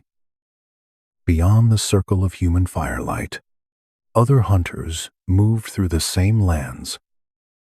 Saber-toothed cats, stocky and powerfully built, relied on ambush and force. Cave lions ranged over the steppe and open woodlands, likely working with coordination in some cases. Dire wolves followed herds and weakness with patient intelligence. Wolverines and foxes worked the edges of death, taking what could be taken. Ravens and vultures circled high, waiting for a chance to descend. To live among such animals was to understand that people occupied a middle place. They were clever, cooperative, and increasingly skilled, but they were not invulnerable. A lone person away from camp at the wrong time, in the wrong place, could become prey. Fire helped. Spears helped. Numbers helped. But the Ice Age did not permit complacency. Imagine the edge of a camp at night. The fire has burned lower, though someone feeds it carefully. The shelter walls hold back the wind only partly. Outside the glow there is darkness, and beyond darkness, a landscape that continues farther than sight can follow. Somewhere in that distance, a wolf calls, and then another. The sound does not need to mean immediate danger to be effective. It reminds everyone listening that human life is only one thread in a larger web. That pressure may have strengthened cooperation. Alone, a person could notice, hide, run, or resist. Together, people could plan. They could keep watch in turns. They could carry fire, tools, and memory collectively. They could defend one another. They could teach the young. They could return with meat heavy enough that one person alone could not manage it. The Ice Age demanded community not as an ideal, but as a practical answer. It also demanded attention to the habits of other creatures. Hunters studied prey, but they must have studied predators as well. Where did wolves tend to follow the herds? Which scavengers arrived first at a carcass? How long before a kill became dangerous to approach? Where might a cat lie concealed near a crossing point? In this sense, the predator world sharpened the human mind. It forced people to understand the land not just from the perspective of movement and weather, but from the perspective of competing intentions. And yet, for all this danger, the relationship between humans and the animals around them was not one of simple opposition. There was also respect, observation, dependence, and perhaps even admiration. The cave paintings suggest familiarity so deep that it goes beyond fear. To paint a bison well, or a horse, or a mammoth, is to have watched it carefully, to have seen not only its threat or usefulness, but its form, weight, rhythm, and character. The Ice Age human world was shaped by animals not only as food and danger, but as presences worthy of attention. That attention may be one of the seeds of culture itself. Around fires, knowledge was passed from one generation to the next in forms that left little direct trace. How to chip stone, how to prepare sinew, how to tell fresh tracks from old ones, where to find shelter when the wind shifts, which stars or landmarks guide a journey, which valley holds reindeer late in the season, which stories keep a memory alive when the people who first lived it are gone. Nothing was written, but much was retained. It is easy to underestimate oral memory because it leaves fewer hard objects behind. Yet, in a world without paper, sound carried civilization. A warning repeated enough times becomes inherited wisdom. A story told by firelight becomes a map. A name for a place becomes a way of not getting lost. The Ice Age did not produce cities, but it produced minds already capable of holding complex worlds together. Perhaps that is what feels so moving about this chapter of human history. Under immense pressure, people did not become less human. They became more recognizably so. They made tools that reflected thought, clothing shaped by care, shelters built from understanding, and art that preserved attention. They lived with danger, but did not let danger reduce the world to fear alone. There was still room for image, symbol, humor, teaching, and wonder. A little humor likely helped, too. It is hard not to suspect that at some point, in some camp, someone looked at a half-finished mammoth hide project or a stubborn fire that refused to catch and made the Ice Age version of a dry, practical joke. Human beings have always had a talent for staying alive, partly by refusing to let difficulty have the final word. By now, people were no longer only following the Ice Age. They were participating in it more actively, shaping their place within it through skill and imagination. Still, the world around them remained larger than any one camp or generation. The great herds moved. The predators stalked. The glaciers held their distant ground. The winds crossed the plains. And beyond all of it, climate itself continued its patient shifting. That shifting would matter more and more. The world of mammoths, lions, wolves, and human firelight would not last forever in the form it had taken. Change was already beginning far beyond the reach of any single eye. The cold that created this great age would one day loosen, and when it did, the animals, the land, and the people living among them would all be drawn into another chapter of Earth's long, quiet transformation. For thousands upon thousands of years, the Ice Age world had seemed steady in its own slow way. The great herds crossed the open land. Predators followed at a distance. Human camps gathered and scattered with the seasons. Glaciers held the north in their pale grip, and the mammoth steppe stretched wide beneath wind and cold light. But beneath that apparent steadiness, change was already gathering. Quietly at first, then with consequences too large to ignore.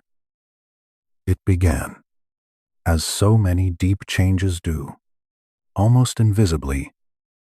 Summers grew a little longer in some places. Snow that once lingered well into the warm season began to melt more completely. The edges of glaciers softened. Water appeared where before there had only been rigid white stillness.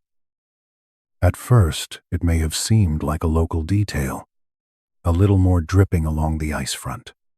a little more exposed stone at the margins, a river carrying more meltwater than it had in earlier years. But over generations, these small shifts accumulated into a different world. If you were standing near the face of a glacier at such a time, you might hear more movement than before. Thin streams would run down blue ice in the brighter months. Meltwater would gather in crevasses, vanish into hidden channels, and emerge farther down as cold, fast rivers. What had once seemed permanent would begin to feel unsettled, though still immense. The ice did not collapse overnight. It retreated, paused, surged, and retreated again, as if reluctant to leave a world it had shaped for so long. This is important to remember. The Ice Age did not end in a single dramatic moment. It unraveled unevenly. There were warmer phases, then sudden returns of the cold, then warmth again. The climate remained a restless system, never offering a clean, simple exit. Scientists point to one of the most striking reversals, the Younger Dryas, when conditions in many regions shifted sharply back toward colder, near-glacial patterns, roughly 12,000 years ago. Just as the world seemed to be moving toward lasting warmth, winter returned in force for more than 1,000 years. Grasslands tightened. Spring held back. The planet reminded every living thing that change was not always kind, and never guaranteed to move in one direction only. For animals and people living through such swings, that uncertainty mattered deeply. A route that had once been open could become difficult again. Grazing grounds might fail in one region and improve in another. Rivers shifted their character. Some valleys turned greener. Others were trapped once more in harder conditions. Survival in the late Ice Age required the same old skill of attention, only now directed at a landscape in the process of transforming. As the glaciers weakened, they released not only water, but land. Ground that had been buried for thousands of years emerged into daylight. At first it was raw, scraped, and nearly bare. Stone, mud, gravel, and fine glacial sediment lay exposed under a sky that no longer reflected the same endless dominance of white. Then, life began its return. Mosses and lichens took hold. Hardy grasses rooted in the loosened surface. Small flowering plants followed when conditions allowed. Insects arrived. Birds crossed overhead. The exposed margins of the ice became places of first beginnings. Animals moved into these newly opened spaces. Bison and reindeer followed fresh growth. Mammoths and other grazers entered where the steppe still remained favorable. Predators kept pace with their prey, reading the land, as always. Humans moved too. They followed river valleys carved by meltwater. They used new corridors opened by retreating ice. They hunted along the edges of change, inhabiting a world that no longer held still long enough to feel eternal. But the warming world carried another consequence, one that reached farther than any valley or plain. As the ice melted, the seas began to rise. Slowly at first, then more insistently, water returned to continental shelves that had stood dry for ages. Berinia, once a broad, cold country of its own, was gradually reclaimed by the sea. Doggerland began its long drowning beneath the North Sea. Coastlines shifted inward. Places where animals had crossed and people may have camped disappeared beneath advancing water. What had once been land became memory, and later would become seabed. It is strange to think of a whole landscape vanishing that way. Not in one day, but over lifetimes. A generation walks a grassy plain and knows the route well. Their descendants find marsh, then shallows, then sea. The world teaching impermanence not through drama, but through persistence. There were dramatic moments, too. Beneath and beside the great ice sheets, huge lakes formed where meltwater gathered behind frozen barriers. Some of these remained for long periods. Others eventually broke free. When they did, the floods were immense. Water surged across the land, tearing into valleys, carrying stone, rearranging rivers, and leaving behind scars that still remain in parts of North America and elsewhere.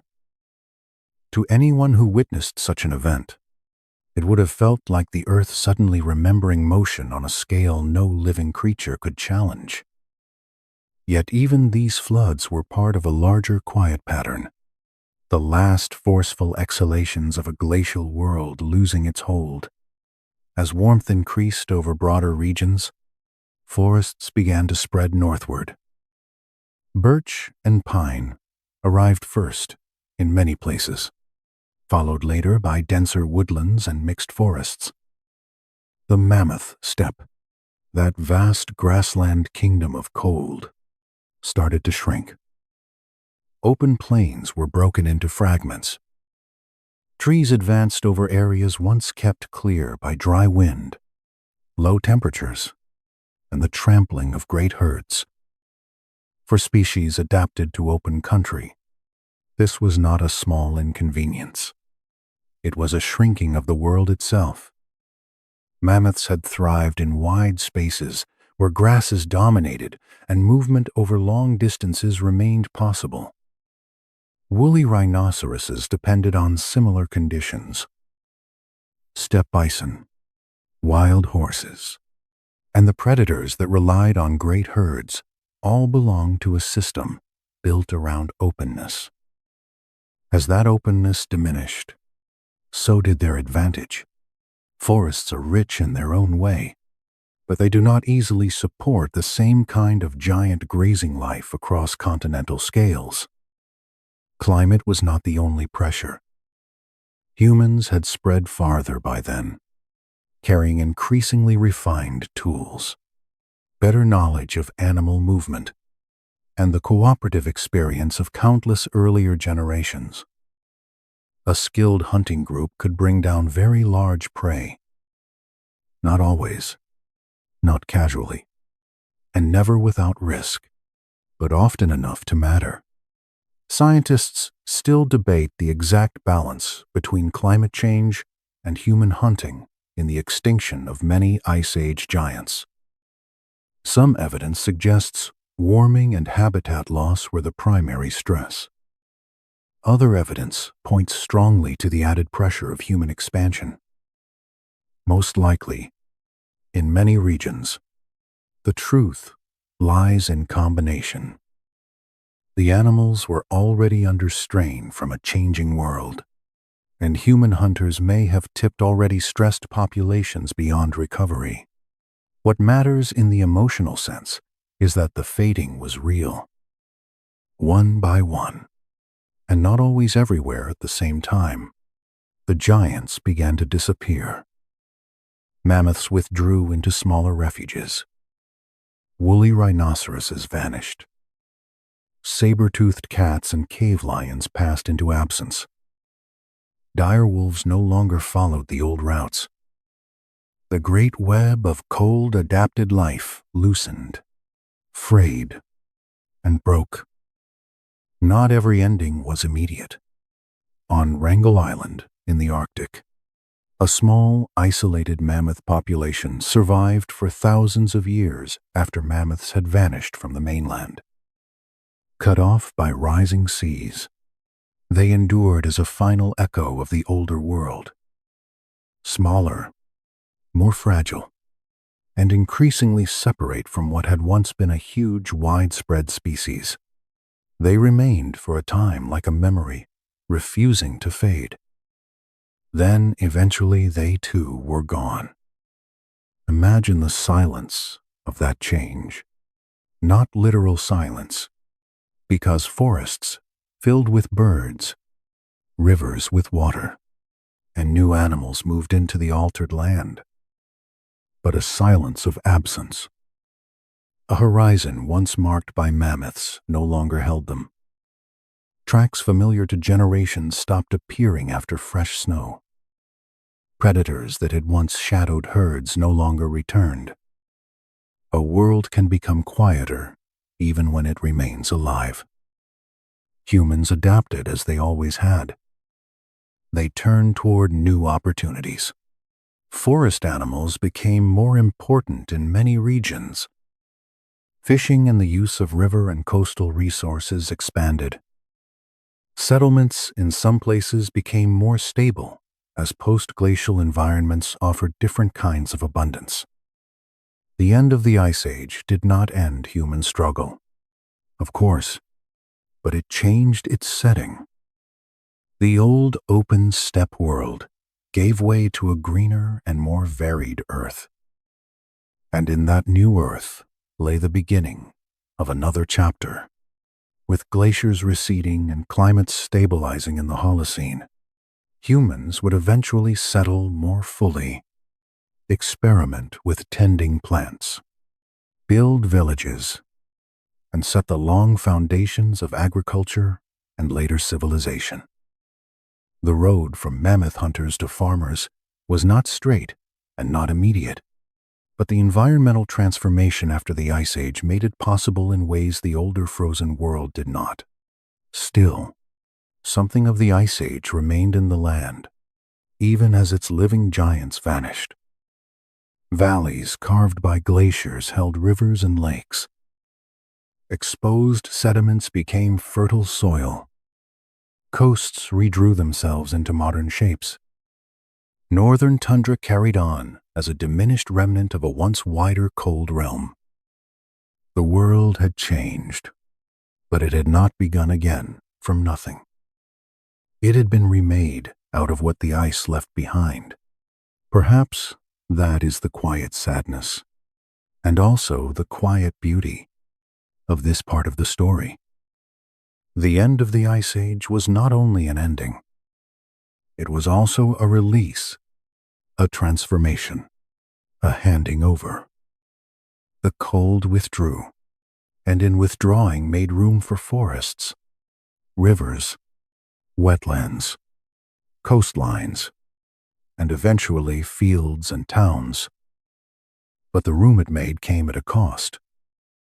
The great cold-adapted world of mammoth, rhino, lion, wolf, and steppe was not carried fully forward.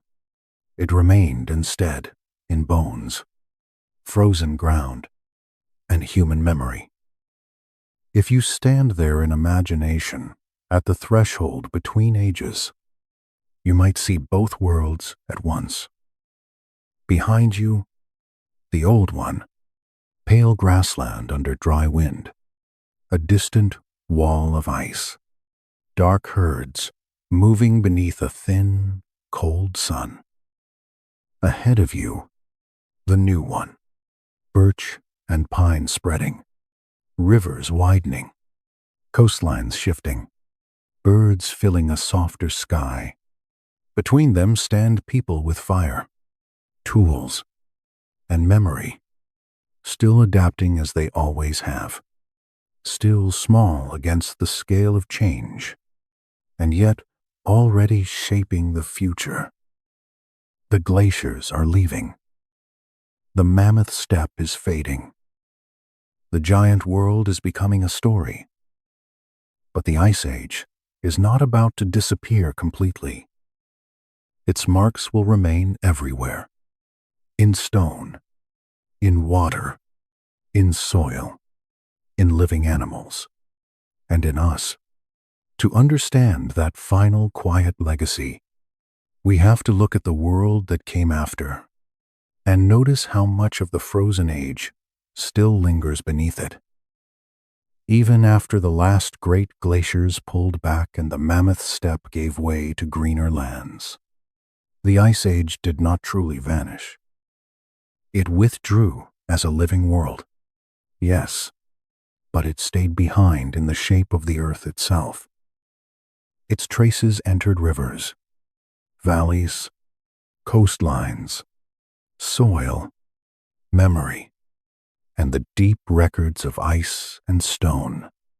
In many ways, the world we know now is simply the Ice Age world after thaw, softened at the surface, but still carrying its old structure underneath. You can see that legacy first in the land. Across North America and Europe, broad U-shaped valleys still hold the unmistakable signature of glacial carving. Their sides rise steeply. Their floors spread wider and flatter than river valleys alone would have made them.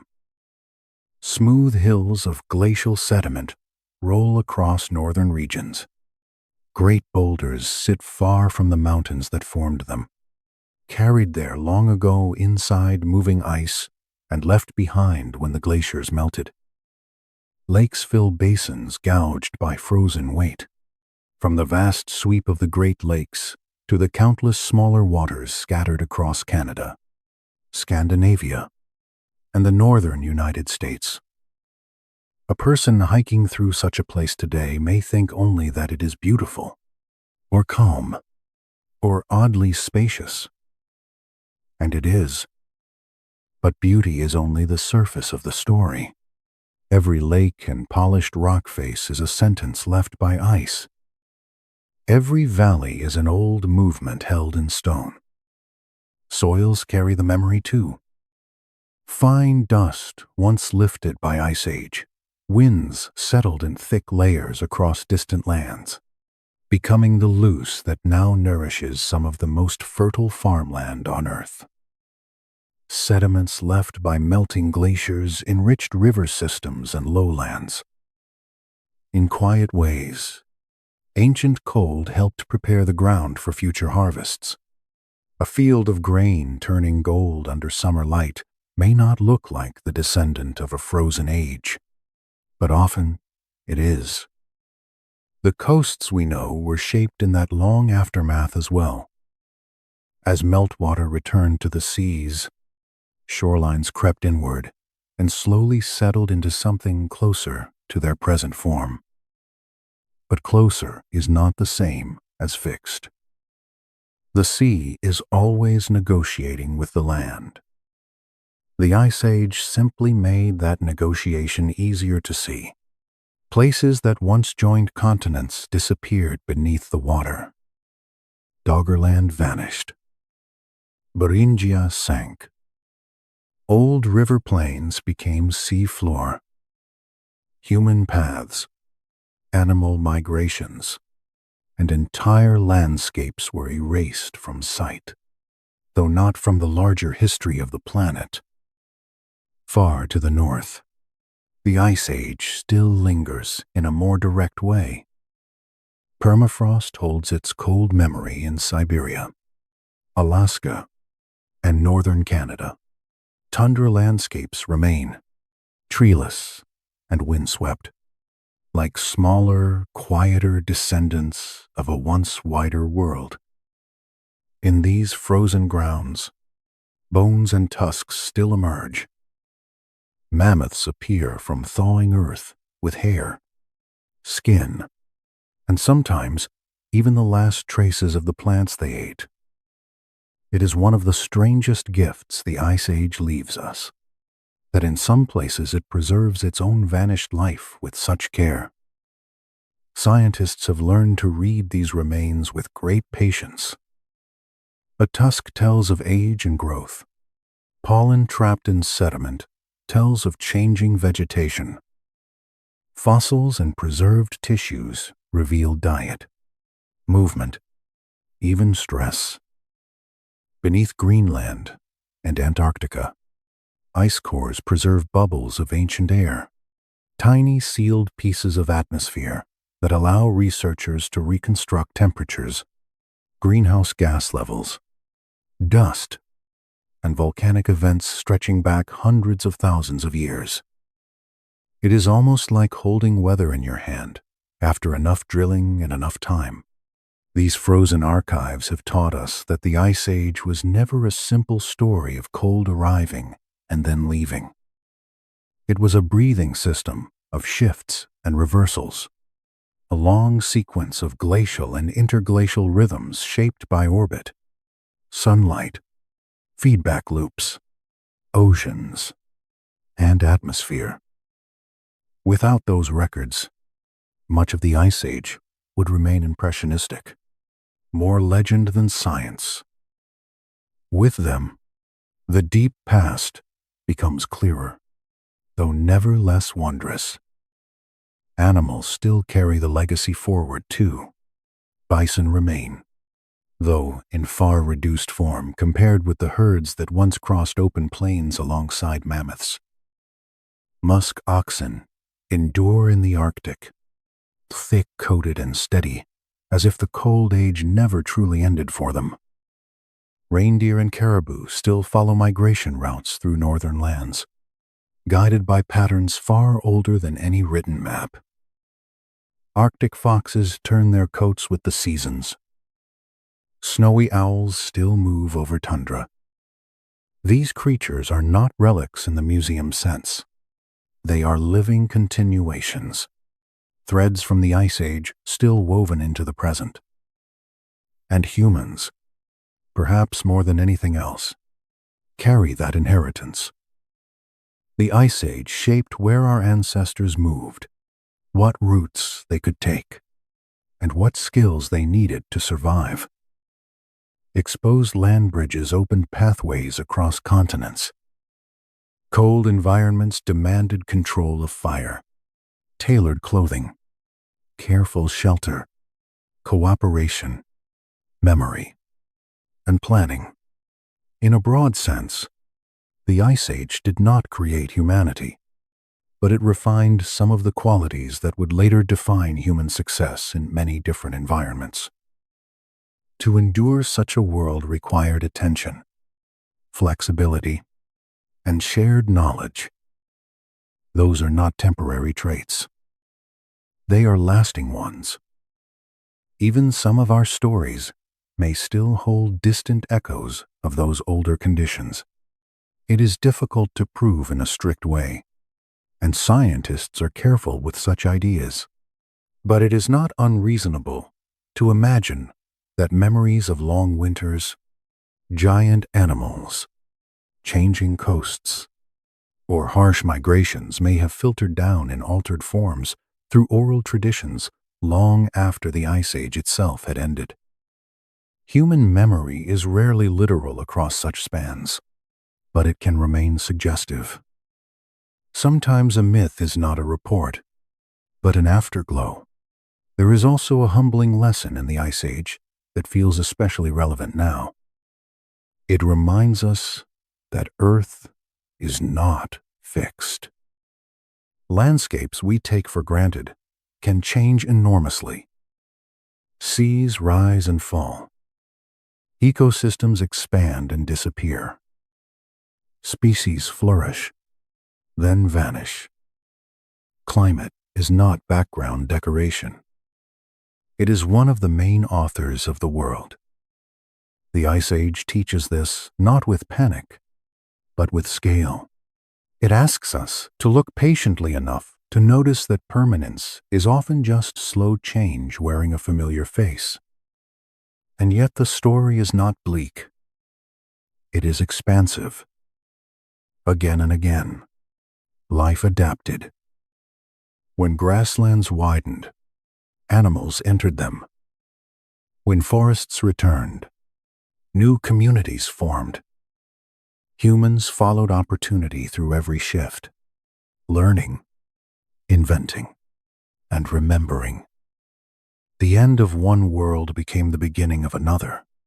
That pattern does not erase loss, but it places loss inside a broader continuity. If you were to step outside on a cold, quiet night now, perhaps in winter, perhaps where the air is clear and the land stretches open under stars, you might feel a faint sense of that continuity. Not because mammoths are about to appear over the ridge, and not because glaciers are waiting just beyond the next hill, but because the modern world still carries the proportions of that older one. A valley here, a lake there, a line of tundra in the north, the lift of dust from a dry field, the path of a migrating herd, the shape of a coastline drawn by melting long ago. We are surrounded by remnants so complete that we rarely notice them. That may be the quiet, final gift of the Ice Age. It teaches us to see the present as layered rather than separate. The river crossing a modern landscape may follow a course first opened by glacial meltwater. The soil beneath a farm may come from ancient dust. The bones beneath frozen ground may belong to an animal that fed people by firelight. The habits that once kept human groups alive in bitter cold, planning ahead, sharing resources, protecting one another, still remain recognizable in us. So when we look back at the Ice Age, we are not looking at a sealed-off chapter of history. We are looking at the deep prologue of the world we inhabit now. The glaciers are gone from most of the lands they once held. The mammoth steppe has faded. The great cold adapted giants are mostly absent. But the earth that followed was built from their departure. Modern valleys, wetlands, forests, tundra, and coasts all stand, in some sense, on an Ice Age foundation. And perhaps that is the most peaceful way to leave this story. Not with a sharp ending, but with a recognition. The frozen world passed, yet it remains. It remains in stone, in water, in wind, in the long memory of life adapting to change. It remains in scientific cores drilled from ancient ice, and in the quiet feeling of smallness that comes when you stand before a landscape shaped by forces older than language. It remains in the fact that we, too, are part of the continuity that followed. If you listen closely enough, the Ice Age is still here, in the contours of the land, in the movement of northern animals, in the cold held under tundra soil, in the hidden past beneath the sea, in the patient records trapped in ice, in the enduring human habit of making warmth against a difficult world. And as this long journey through frozen earth comes gently to rest, it is enough to picture one last scene. A broad valley at dusk, water lying still in a lake once carved by ice, wind moving softly through grass where glaciers no longer stand, a sky fading from pale silver into deep evening blue. The old world gone, and yet somehow present in everything that remains. Good night.